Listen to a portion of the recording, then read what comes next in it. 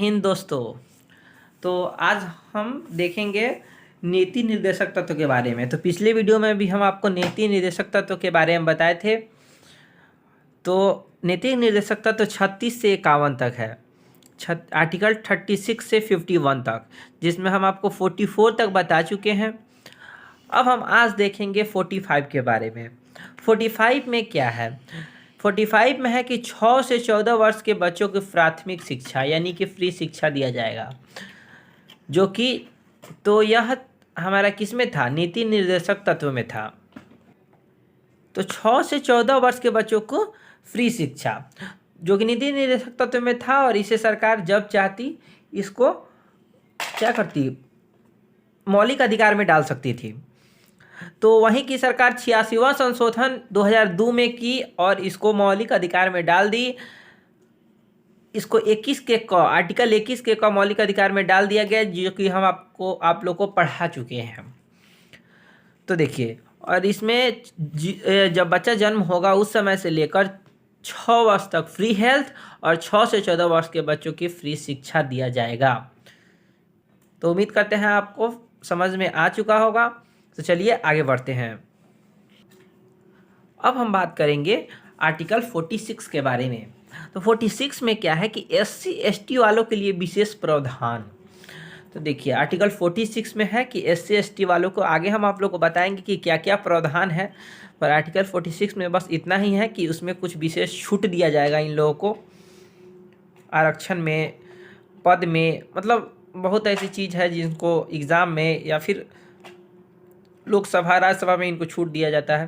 तो इस तरह इनको छूट मिलेगा, यह आर्टिकल 46 में है, विशेष प्रावधान। आर्टिकल 47 में क्या है? 47 में है तो इसमें क्या था कि SC ST वाले के लिए विशेष प्रावधान तो यह दिया जाएगा, उस समय लिखा गया था ये, जो कि क्या है, नीति निर्देशक तत्व में था। लेकिन इसको क्या किया गया? अब मूल अधिकार कंपल्सरी बना दिया गया अब आरक्षण। तो चलिए आगे देखते हैं।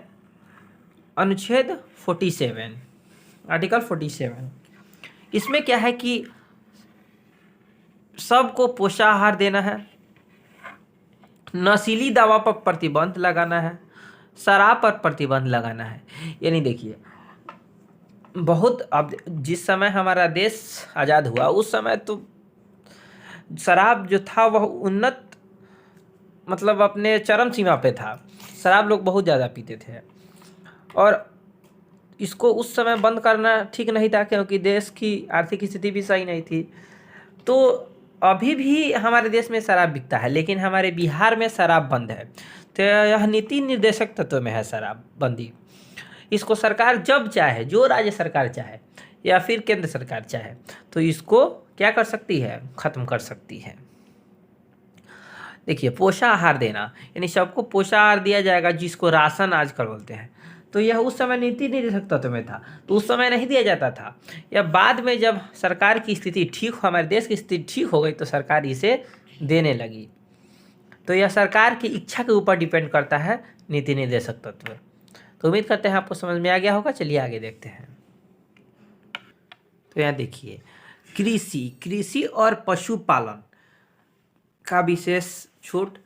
तो देखिए, कृषि में दिया गया कि जब जिस समय क्रांति आई तो वहाँ पे क्या हुआ कि कृषि योग्य मशीन तरह तरह की आई। तो इसमें हुआ क्या कि उस पर क्रांति आई और उसमें कहा गया कि टैक्स नहीं लिया जाएगा। जो भी कृषि का जो भी हम सामान खरीदते हैं, कृषि योग्य मशीन जो खरीदते हैं, उसमें टैक्स नहीं दिया जाएगा। और पशुपालन जो है, आर्थिक एवं दुधारू, जो दूध देता है उसको हम पाल सकते हैं, पर उसकी हत्या नहीं कर सकते हैं। चलिए आगे देखते हैं। यह आर्टिकल 48 में है। आर्टिकल 49, तो सबसे पहले चलिए यहाँ पे कुछ टॉपिक है, पॉइंट है, देख लेते हैं। 42वां संशोधन 1976। 42वां संशोधन 1976 में क्या किया गया कि स्वर्ण सिंह समिति के सिफारिश पे 42वां संशोधन किया गया और उसमें पर्यावरण एवं वन्य जीव की रक्षा करने की बात की गई। क्या? वन एवं पर्यावरण एवं वन्य जीव की रक्षा।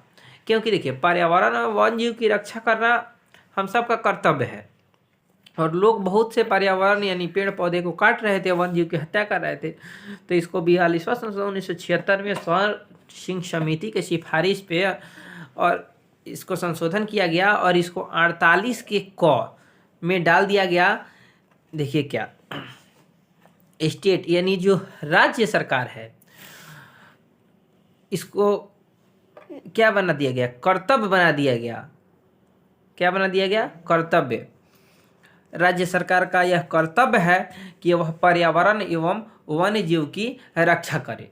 तो अब देखिए, अब मानिए कि कोई वन्य जीव है और उसकी रक्षा सरकार अकेले कितना करेगी, तो अब हर जगह तो सरकार नहीं है, तो यह नागरिक 51 के क में दिया गया है कि यह नागरिकता यानी लोगों का भी यह कर्तव्य है कि वह पर्यावरण एवं वन्य जीव की रक्षा करे।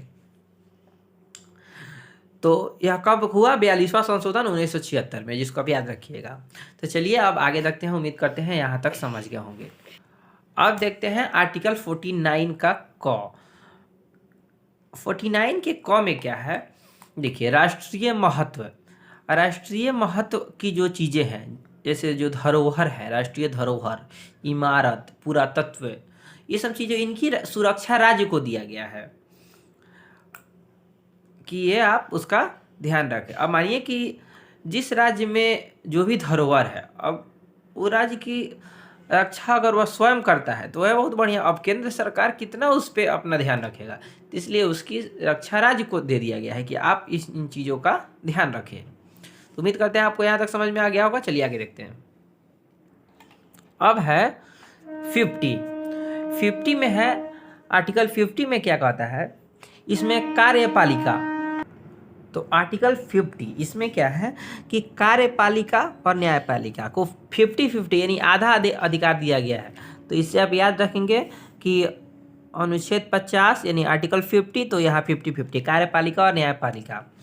देखिए कार्यपालिका वह होता है जो कानून क्या होता है, लागू करवाता है। विधायिका वह होता है, जैसे नेता लोग आते हैं इसमें, जैसे तो संसद, तो यह कानून क्या करता है, लागू करता है। और न्यायपालिका जो कि इसका कार्य होता है सजा देना, न्याय देना। और कार्यपालिका जो कि पुलिस एवं अन्य सब अधिकारी सब आते हैं, जो क्या होता है, कानून लागू करवाता है। अब चलिए आगे देखते हैं आर्टिकल 51 में क्या है कि हमारा जो विवाद है, विवाद यानी कि इंटरनेशनल रिलेशन, अगर इस तरह का कोई विवाद होता है तो उसको हम शांति से सुलझाएं, तो उसको हम अंतर्राष्ट्रीय यूएनओ में शांति से सुलझाएं। अगर किसी तरह का कोई विवाद होता है तो उसमें कोई भी किसी भी तरह का हम उसमें हिंसा ना फैलाएं। तो यह आर्टिकल 51 में है। तो चलिए आगे देखते हैं। तो दोस्तों अब देखते हैं हम मूल अधिकार, यानी कि मूल अधिकार और राज्य के नीति निर्देशक तत्व में अंतर क्या है। अब जैसे देखिए अंतर तो आप लोग को हम पहले ही बता चुके हैं, एक बार देख लीजिए। देखिए मूल अधिकार जो है भाग 3 में है, डीपीएसपी भाग 4 में है। मूल अधिकार जो है वह अनुच्छेद 12 से 35 तक है, जबकि डीपीएसपी 36 से 51 तक है। मूल अधिकार जो है वह कहाँ से आया, यूएसए से आया है भारत में, जबकि हमारा जो डीपीएसपी है वह स्पेन से आया है। स्पेन कहाँ से लिया, आयरलैंड से। देखिए जो मूल अधिकार होता है वह व्यक्ति को के लिए होता है, व्यक्ति के लिए, व्यक्ति के इच्छा के ऊपर होता है, जबकि जो डीपीएसपी है वह राज्य की इच्छा के ऊपर डिपेंड करता है। अब जैसे राज्य में जैसे हो गया बिजली विभाग, एयरपोर्ट अथॉरिटी, ये सब हो गया, सबका अलग अलग कानून होता है, अपना अपना कानून होता है, वह भी अपना कानून बनाती है। तो चलिए आगे देखते हैं। जो हमारा मूल अधिकार है उसके लिए हम न्यायालय में जा सकते हैं। अगर कोई व्यक्ति या कोई सरकार अगर हमारा मूल अधिकार छीनता है तो हम न्यायालय में जाएंगे, वह परिवर्तनीय है, यह वाद योग्य है, यानी उस पर हम कार्रवाई कर सकते हैं। लेकिन अगर डीपीएसपी सरकार हमें नहीं दे रही है तो उसमें हम कोर्ट में नहीं जा सकते हैं। यह परिवर्तनीय नहीं है, यह वाद योग्य नहीं है। उम्मीद करते हैं आप यहाँ तक समझ गए होंगे। चलिए आगे देखते हैं। तो देखिए, यह स्टेट यानी जो राज्य होता है, आपको पहले भी हम राज्य का अर्थ बता चुके हैं कि जितने भी सब राज्य होते हैं उसका अपना अपना एक कानून होता है। तो यह राज्य के लिए निगेटिव इफेक्ट डालता है, जबकि यह राज्य के लिए पॉजिटिव इफेक्ट डालता है। देखिए, जो हमारा मूल अधिकार है वह केवल राष्ट्रपति निलंबित कर सकते हैं, वो भी आपातकाल के समय, जबकि इसको निलंबित नहीं किया जा सकता है। जबकि हमारा ये जो डीपीएसपी है तो ये तो आदमी को दिया ही नहीं जाता है, या सरकार की इच्छा के ऊपर डिपेंड करता है, तो इसमें निलंबित का कोई बात ही नहीं है। हमारा मूल अधिकार को निलंबित किया जा सकता है आपातकाल के समय। यह व्यक्ति के लिए लागू होता है, यह व्यक्ति के लिए, प्रत्येक व्यक्ति के लिए, जबकि यह समाज कल्याण के लिए है। यह जन्म से रहता है, यह जन्म से, जबकि इसमें संशोधन किया जाता है। अगर किसी चीज़ को देना है तो हमको संशोधन करना होगा। अब है कि कानूनी मान्यता इसको प्राप्त है। अगर आपको नहीं मिलता है तो आप सुप्रीम कोर्ट में जा सकते हैं आर्टिकल 32 के तहत, हाई कोर्ट में जा सकते हैं आर्टिकल 226 के तहत, लेकिन यह राजनीतिक मान्यता है। अगर आपको सरकार चाहेगी तो ही आपको डीपीएसपी का अधिकार मिल सकता है। तो उम्मीद करते हैं आप यहाँ तक समझ गए होंगे। तो फ्रेंड्स, वीडियो अच्छा लगे तो लाइक करें, मेरे चैनल पर नए हैं तो प्लीज़ सब्सक्राइब करें। आपको अगले वीडियो में हम समझाएंगे कि समाजवादी में कौन कौन से आर्टिकल बांटे हैं, गांधीवादी में और उदारवादी में। वीडियो अच्छा लगे तो लाइक करें, अपने फ्रेंडों के साथ शेयर करें, मेरे चैनल पर नए हैं तो प्लीज़ सब्सक्राइब करें। Thank you. जय हिंद।